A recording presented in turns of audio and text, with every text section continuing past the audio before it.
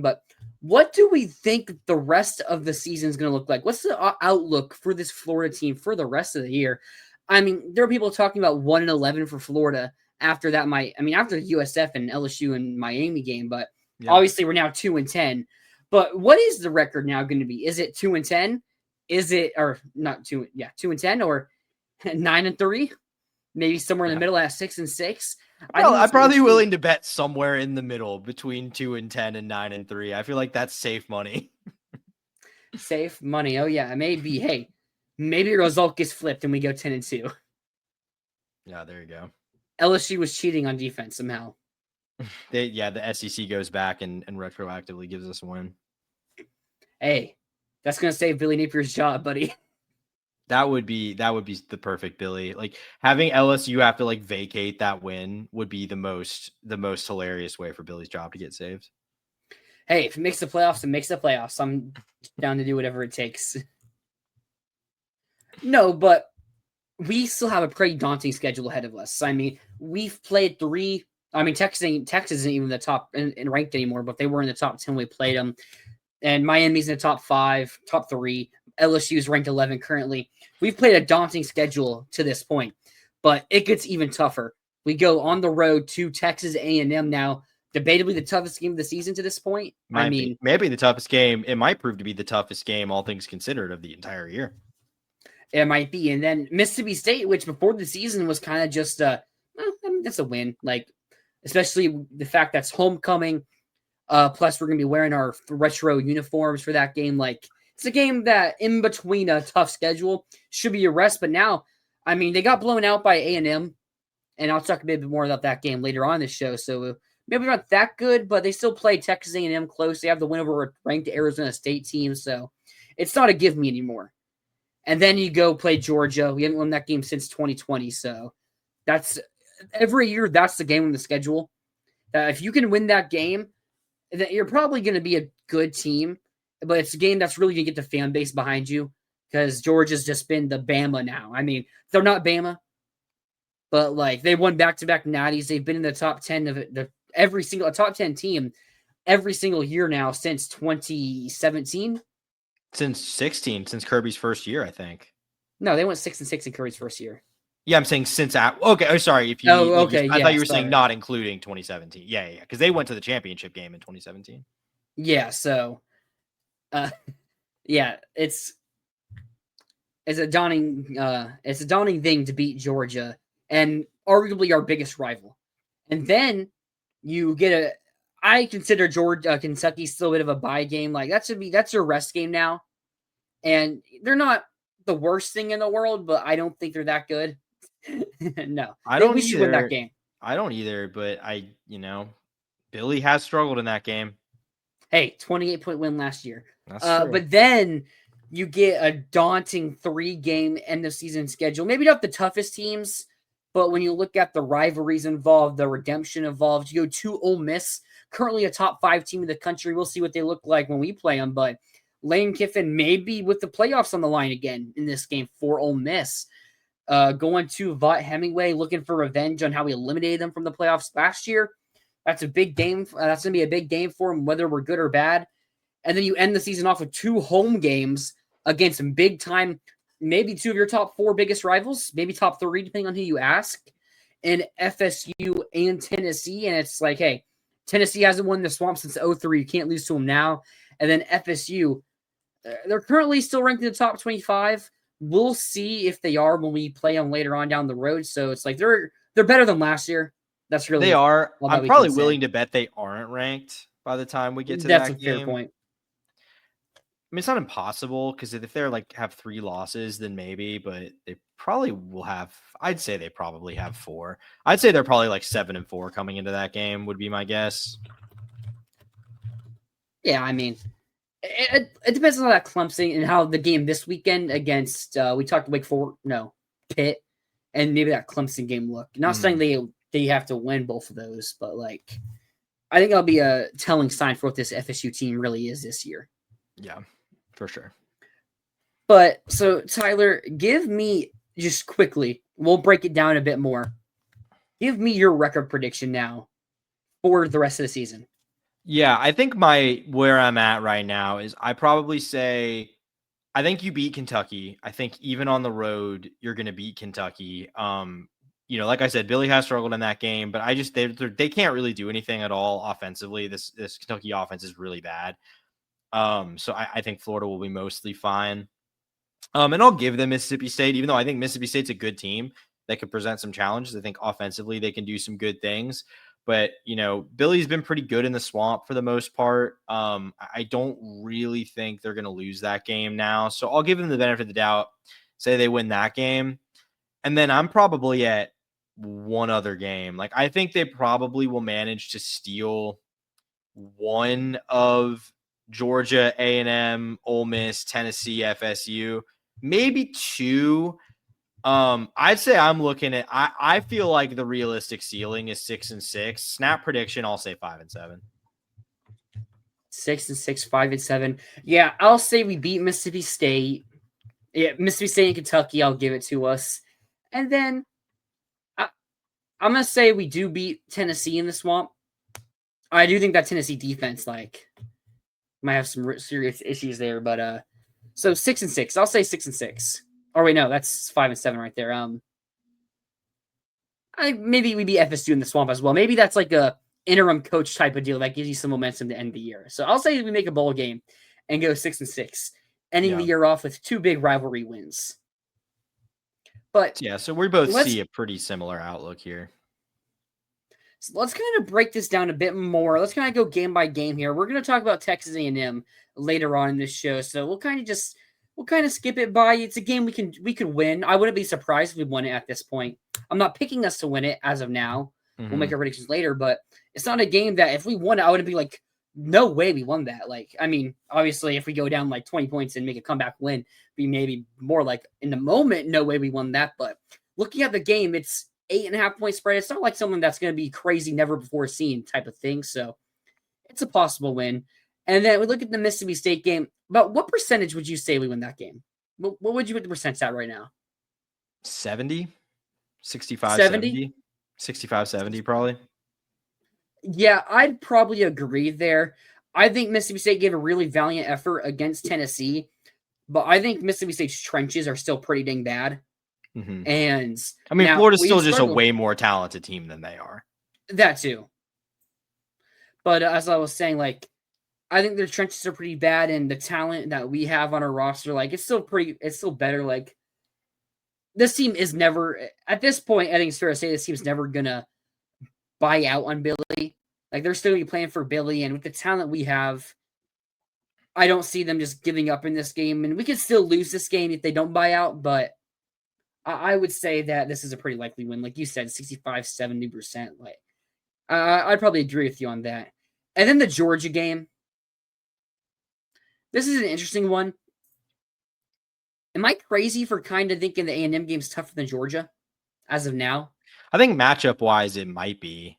But I do think Kirby just in general has been really good against the Gators. Like, I think Georgia, I think winning Georgia would surprise me more, even though I think A&M is the tougher game, or is potentially the tougher game, if that makes sense.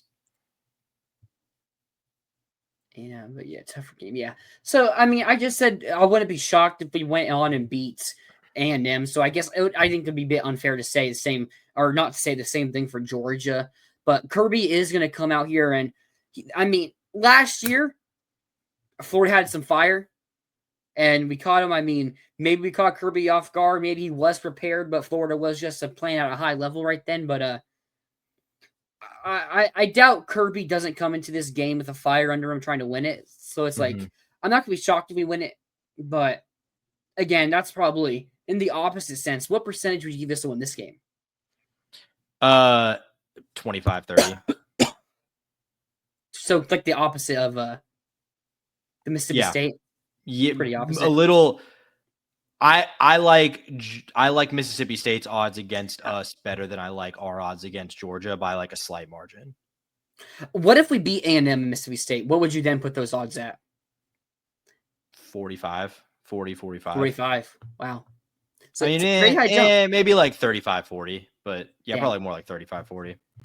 I mean, it's something I'm thinking about it. Like we would still be 4-3 going into that game, or no, or yeah, we'd be 4-3 going into that game. So Hey, records can be. Hey, we were 4-3 going to the Georgia game last year, and it took a third string QB for them to be able to beat us. So yeah, I don't know if Gunnar Stockton's going to give us kind of a meltdown the way that Beck did, but we'll see. hey, I mean, Beck gave us 3 interceptions. I mean, we made some good plays, obviously, so it's not like he gave it to us, but you know what I mean. He also led those touchdown drives. He also led some pretty good touchdown drives. So yeah, he almost lost in the game, but he also kind of won it to him in a sense. Yeah, and then the Kentucky game. What would you put the Kentucky game as of now? 80. What if Billy's fired? 85. Maybe. Like wait. Oh, okay. That's interesting. What the team? Because if Billy's fired, we're bad. But then the odds go up because I think if Billy's fired, like I mean, I genuinely still think Russ Callaway calling plays, you would see a better offense. I still believe nothing I saw. But what if the players buy out? Like, what if the players are just give up? You lose locker room. Maybe. I mean, okay. I mean, if that happens, then it's 50% because it doesn't matter 50-50. how bad the team. It doesn't matter how bad the team you're playing is if you don't care. Yeah, it's South Clemson. Yeah, exactly. Yeah. All right. Yeah, I'd probably be in the same range as you. What if we win out to that Kentucky game? Then what'd you put the odds at? 90. I mean, 90. I mean, it's still an SEC game. I'm not going to put any. I mean, yeah. I mean, it probably 100%. Honestly, 85 is probably the ceiling. Like the ceiling I can say for like any SEC game. If I'm being honest, like I don't think I could read. Like, what about Clark Lee Vandy and like that outside that 1 year for yeah? I mean, maybe that's like maybe the one example, but I just think like generally speaking, that's hard to justify doing. Yeah, I don't disagree with you there. But then we go to the road at Ole Miss. This kind of speaks to how good you think Ole Miss is. What do you think about that Florida Ole Miss game? I mean, if I'm giving it a percentile, I'd probably give it about what I'm giving Georgia right now, like 25-30. I think being on the road swings that. I mean, it wouldn't be that bad if it was in Gainesville, but I think that is a matchup I really don't like because while I don't think Ole Miss's defense is great, I do think that they would put up points on Florida. I think they can run on. I think they could run on Florida. I think they would hit some big plays on Florida. I'm not sure I like DJ. I mean, I think like we really do like we can't emphasize that Billy has not won a road game like that at all. Like he hasn't even won a game that on the road that comes close to that. We'll be having a different discussion though next week. That's sure. I mean, if he wins out, I mean, yeah, obviously all these percentages are going to go up if we're undefeated. If we're 5 in a row going. Into well, no. I'm saying, I mean, we beat A&M. That would be a big time road win. That he has. Yeah. I mean, that would be the biggest road. Although he has won at A&M before, so maybe that negates it. When they were terrible, didn't they have like 15 guys out in that game? Oh yeah, they had the flu. Yeah, I don't think it was COVID. No, yeah, this was 2022. So this was post-COVID, or COVID wasn't really a thing. I mean, were guys like missing games for COVID in 2022? I don't think that was really still happening. No. But what's funny, I also had the flu that week. Oh, that sucks. I still went to the game though. I mean, that was my birthday game. Nice. I was mostly recovered by that point, so it's okay. There you go. But no. Yeah, Ole Miss. I mean, what about the mental factor? What if there's like a mental block on Lane Kiffin beating Florida? What if these are nervousness he gets because that's the job he wants? Like, I think it's just going to be countered by the fact that he's a 10 times better coach than Billy Napier is. Like, what if Billy's fired? Coach. I mean, hey, Billy kind of already owns Lane. I guess Billy technically owns Lane. He owns Lane and Sark now.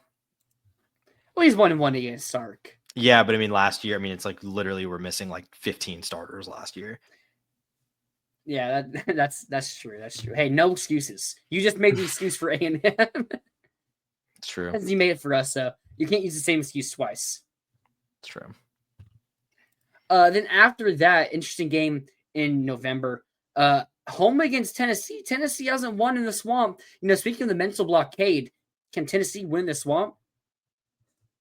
I mean, sure they can, but what do you think? Like, how do you think that looks? I mean, obviously there is that like mental thing on Florida's side. I tend to not put a ton into that because like we saw the Kentucky streak end, and then Kentucky had no qualms beating Florida several times after it finally ended.